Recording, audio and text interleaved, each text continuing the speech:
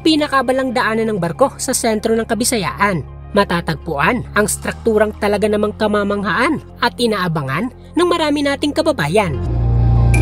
Sa pambihirang haba at nakakalulang taas nito, tila hindi may pagkakaila ng bansang minsan nang napag-iwanan. Pagdating sa mga modernong struktura ay unti-unti nang umaangat at hinahangaan, maging ng mga banyaga.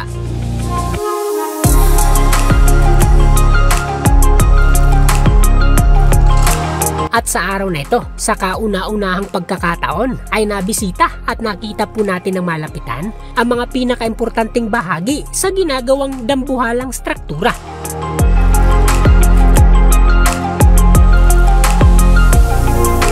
Gaano nga ba ito kahaba?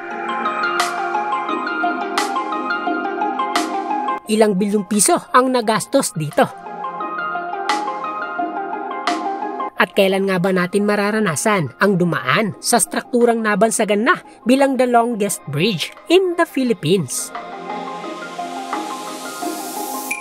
Good morning mga ka-SayF TV! Welcome po sa ating panibago na namang vlog. At ngayong araw ay bibisitahin naman po natin ang ilan sa mga naglalakihang proyektong ginagawa dito sa Central Visayas. Unang araw po natin dito sa Cebu City. At yung unang-una nating bibisitahin dito ay yung pinakamahabang tulay na kasalukuyan ng itinatayo sa bahaging ito ng Central Visayas. So bukod sa Sisilex ay marami din po tayong bibisitahin mga naglalakihang proyekto na makikita malapit lang dito sa Cebu City.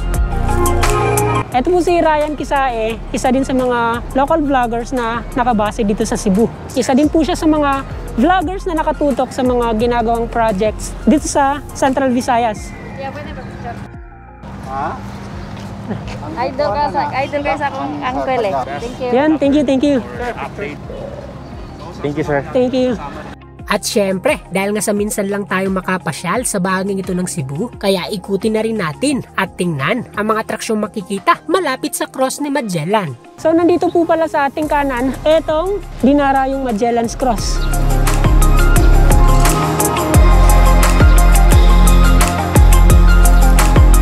Sa harap naman nitong Magellan's Cross ay itong City Hall ng Cebu. At dito naman, itong malaking gusali ay bahagi na po ito ng Basilica Minore del Santo Niño Cebu.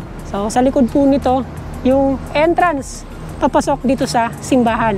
So dun banda, yun yung downtown Cebu. At dito naman, yung port area sa likod po nito ng mga gusaling ito. Sir, good morning. Ano po yung tawag sa inyo?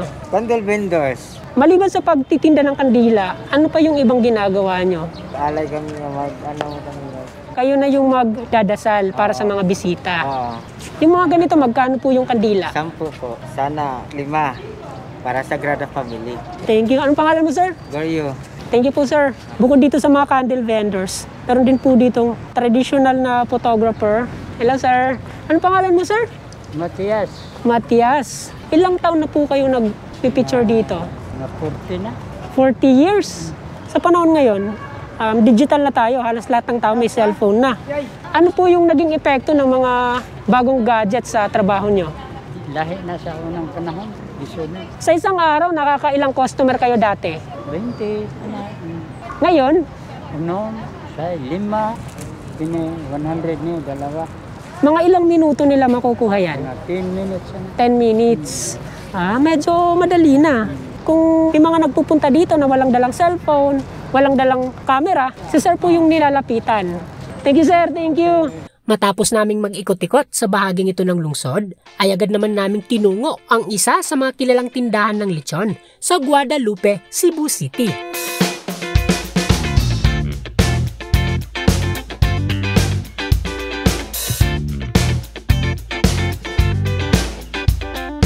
Gamit po pala natin ngayon, nakakabit dito sa ating helmet, ay etong ating Freedcon T-Max. Isa sa mga best seller ng Freedcon. So ngayon hindi po natin masusubukan yung kanyang intercom kasi wala pong intercom etong ating kasama. Bagamat wala po siyang intercom ay pwede pa rin po nating magamit itong ating intercom na nasa ating helmet. Pwede po natin siyang i-connect sa ating cellphone. Maririnig po natin yung mga turn by turn instruction nitong ating Waze. Napakalaking tulong po niyan.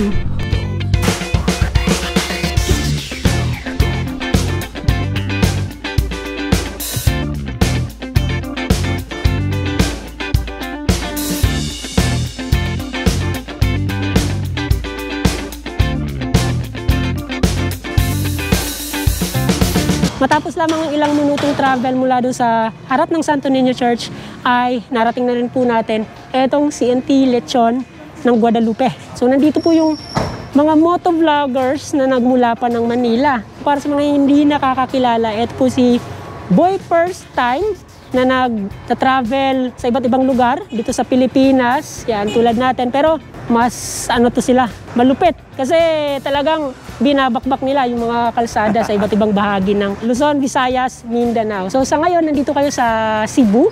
Ilang araw na kayo dito? 7 days na namin. 7 days. Ako pang 1 days. Pang 1 day suba. 1 days. Doon sila sa loob. Tara, punta natin.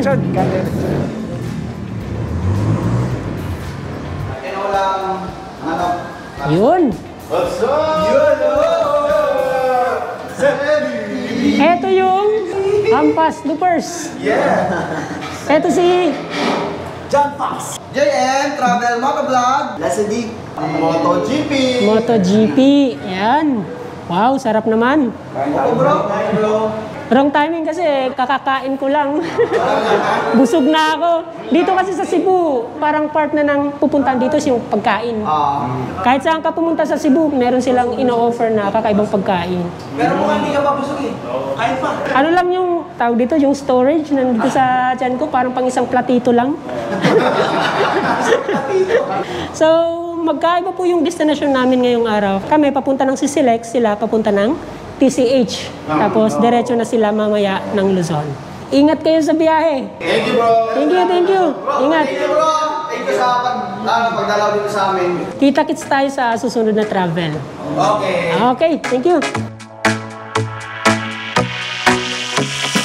At matapos ang meet and greet sa samut-saring vloggers, ay agad na naming inumpisahan ang aming travel papunta sa kabilang bahagi ng Cebu-Cordova Link Expressway.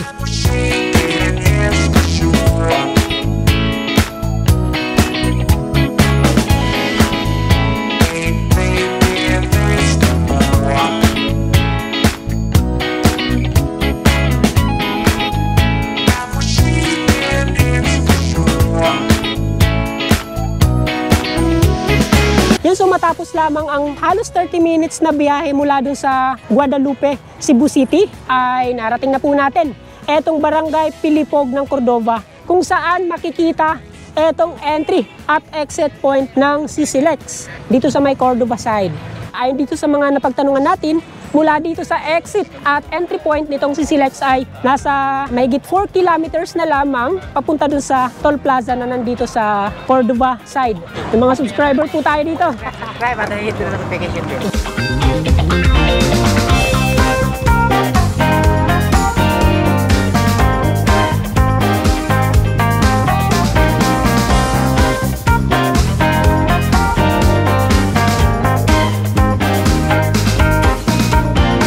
Ilang kilometro lamang yung layo mula doon sa entry at exit point nitong Sisilex ay narating po namin etong Barangay Bangbang. Dito sa barangay na to ay wala pong direktang access papasok dito sa Sisilex, pero matatanaw po natin mula dito ang kahabaan nitong Sisilex.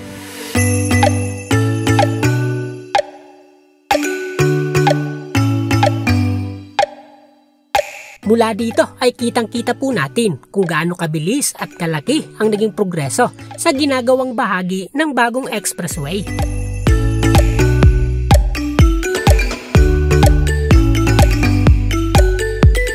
So makikita po natin dito na konti na lang yung gagawin sa bahaging ito ng kalsada. Sisementohin na lamang yung ibabaw nito at yung mga ilang finishing touches at malapit na po itong matapos.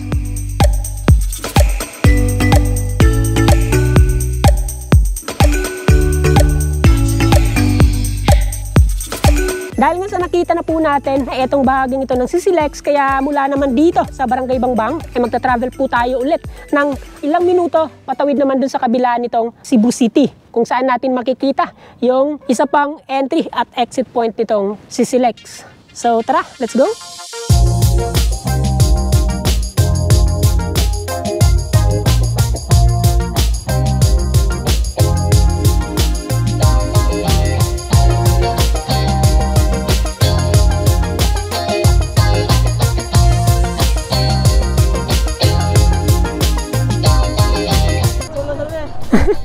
Sige, sige, sige.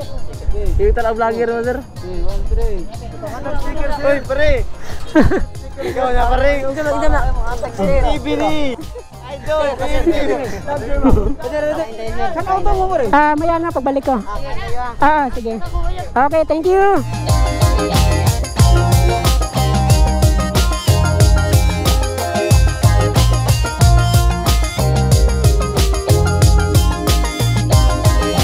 Ayan, so matapos lamang ang mahigit sa 40 minutes na travel mula dun sa Cordova, ay narating na po natin etong bahagi nito ng CCLEX kung saan dito naman matatagpuan yung isa pang entry at exit point nitong expressway. So dito po tayo papasok kasi nandito yung entrance nitong construction. Dito sumasakay yung mga construction worker, yung mga equipments na itinatawid papunta doon sa Shell Island. Yun po yung pupuntahan natin. So park po muna natin dito yung motor. And then, lakad na lang po tayo papasok dito sa construction site. So, etong daanan na nasa ating kanan, ay eto po yung papunta sa SRP o South Road Properties. Sa taas po nitong kalsada ay nandyan naman yung expressway.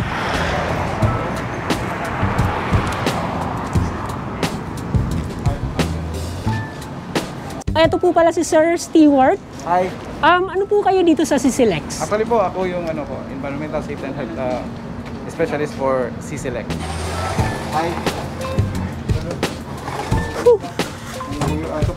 Bago po tayo makadiretso dun sa site, kailangan po muna tayong screen dito kasi nga pandemic.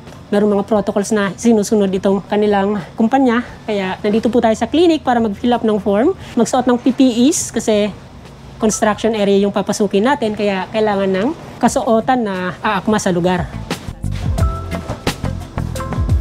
Bagamat sapatos na yung suot natin pagpasok dito, kailangan po natin magsuot ng sapatos na ganito kakapal. Kasi minsan, may mga pako, may mga bakal na nakausli. Delikado kung matapakan natin tapos yung sapatos natin ay manipis. Parang ito yung sapatos na parang ginagamit sa digmaan. Combat shoes. Parang si 80 lang. Maliban sa sapatos, bawal din po dito yung mga naka-shorts. Kailangan nakapantalon or ganito kasi minsan may mga tumitilapon na mga bato. Yan, delikado kung madampian yung ating balat. Eto, vest. Reflectorize. Para madali po tayong makita ng mga operator ng heavy equipments. Madali tayong mapansin. At syempre, yung pinaka-importante, yung hard hat. Sa area po na pupuntahan po natin, medyo limited lang po. Meron po tayo mga restricted areas na doon lang po tayo pwedeng pumunta. Pagpunta po natin sa ating speedboat, at kailangan din po rin po natin magsuot ng life vest. Importante po yan. Lagi po natin suot ang PPE natin, including po ang mask. So dito po kasi, bago po tayo pumasok, kailangan po natin ng health screening. Tapos meron po tayong one-time entry na binibigay. So yun lang po, papifill out ka lang po muna ito, sir. Okay. Bago tayo mag-isip sa... So bukod dito sa vest na suot natin, may dala din po tayong life jacket kasi ano po pala yung sasakyan natin? Speedboat po. Speedboat, ayun.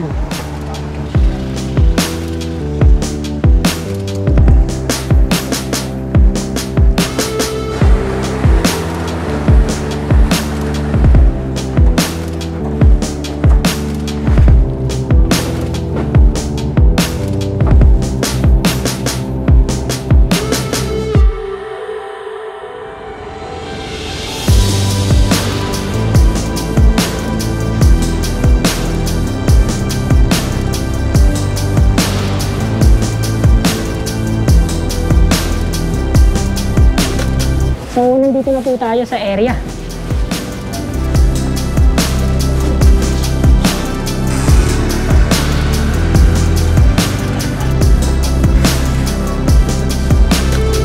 So, dito, walang ibang way papunta sa taas kung dito lang. Or pwede dumaan doon. Dati wala. Ngayon pwede na. Okay. Let's go. Wow!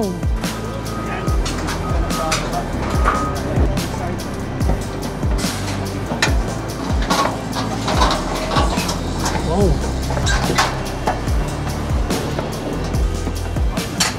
Woo! touchdown, CCLEX. For the first time, nakaakyat po tayo dito sa mismong main bridge nitong CCLEX.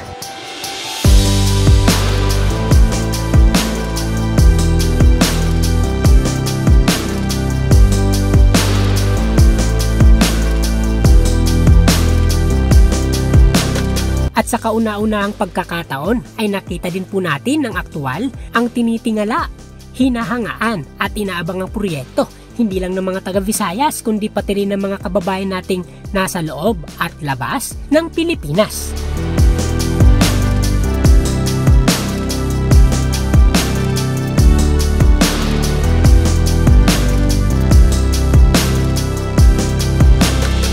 Grabe! Talaga namang dambuhala etong strukturang ginagawa dito sa Cebu. Iba pala yung pakiramdam pag nandito ka mismo sa taas nitong tulay kumpara dun sa nandito ka lang sa gilid, sa baba. Dito talagang mapapawaw ka sa naitayong struktura dito sa Cebu. So matatanaw po natin mula dito yung mga nagtataasang gusali ng Cebu City, mula dito sa city center ng Cebu hanggang dun sa Mandaue, Consolacion, yung dalawang bridge. Makikita po natin mula dito. Eto naman, sa side na to ng Mactan, makikita po natin yung mga eroplanong lumalapag at lumilipad dun sa Mactan Airport. Sa side na to, eto po yung Cordova. Makikita po natin mula dito. Sa likuran nitong Cordova, yung mga isla na nasasakop nitong Lapu-Lapu City at kasama na yung mainland ng Bohol. Wow! So dito naman sa side na to, matatanaw po natin yung pinakamalaking mall ng SM dito sa Visayas. Yun po yung SM Seaside City. Ito po yung South Road Properties. Papunta dun sa Naga City, pababa dun sa Oslob.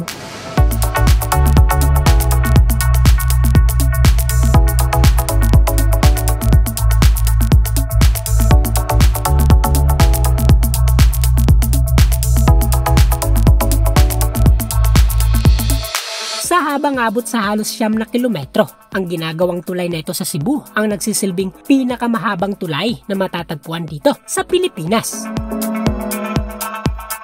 Katumbas nito ang mahigit 4 na pinagdugtong-dugtong na San Juanico Bridge, ang sikat na tulay ng Samar at Leyte na ilang dekada na rin naging popular dahil sa pambihira nitong haba. Sa halagang abot sa mahigit 30 billion pesos, binubuo ang proyektong ito ng samut-saring roadway, mahabang causeway, nagtataasang viaduct, main bridge, at malawak na toll plaza.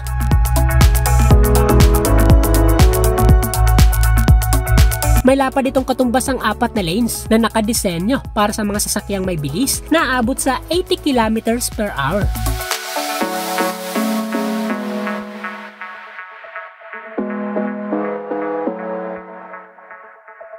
Ang CCLEX Main Bridge ay binubuhat ng 2 higanting tore sa pamamagitan ng 56 na naglalakihang kable. Mas matibay at mas mahusay ang disenyo nito kumpara sa mga pangkaraniwan ng dambuhalang tulay.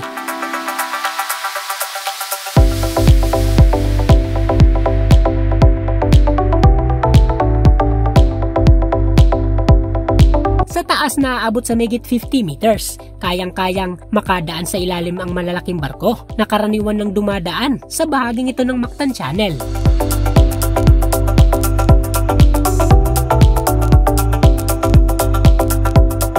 Aabot naman sa mahigit 100 metro ang taas ng 2 naglalakihang tore na abot tanaw din mula sa iba't ibang bahagi ng Cebu.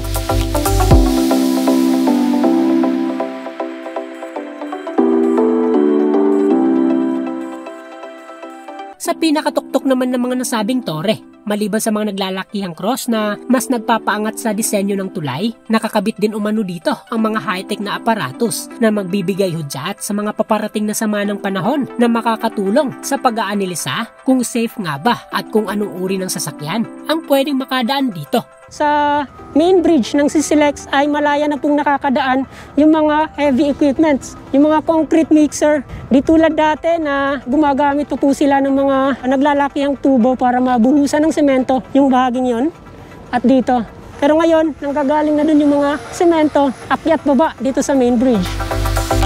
Taong 2018 nang maumpisa ng paggawa sa nasabing proyekto at sa unang bahagi ng taong 2022 ay inaasahan na ang pagbubukas nito sa lahat ng motorista.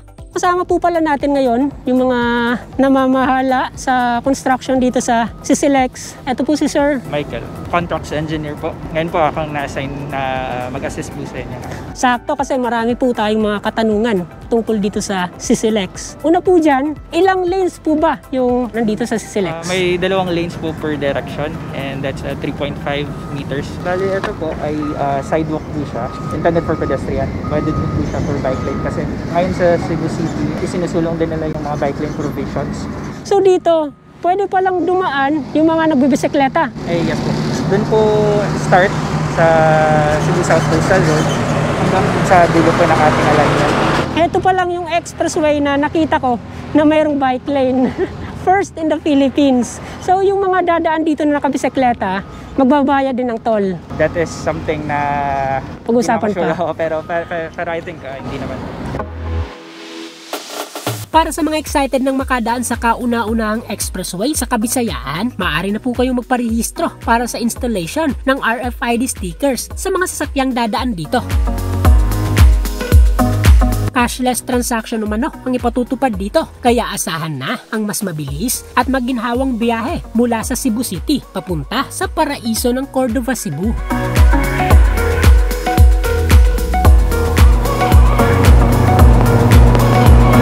Wow! Tingnan nyo naman kung gaano kalaki yung mga barkong dumadaan dito sa ilalim ng tulay. Isa yan sa mga rason kung bakit ganito kataas itong ginagawang main bridge.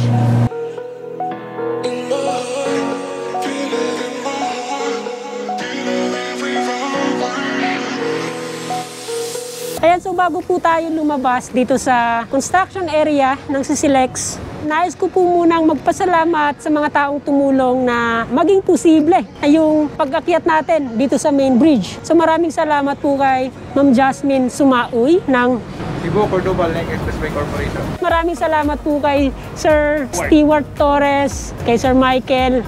Yan, sila po yung mga taong umassist sa atin dito sa Sisilex. Yun, matagal ko nang planong pumunta dito, ngayon lang nangyari kasi ngayon lang tayo nagkaroon ng pagkakataon na makabalik ulit dito sa Central Visayas. Maraming salamat po sa inyo. Subscribe po natin yung channel ni Sir Michael Pindemonte at yung 7 Proponents. Supportahan din po natin yung YouTube channel nitong si Sir Ryan Kisae. Yes. Yun, ayos!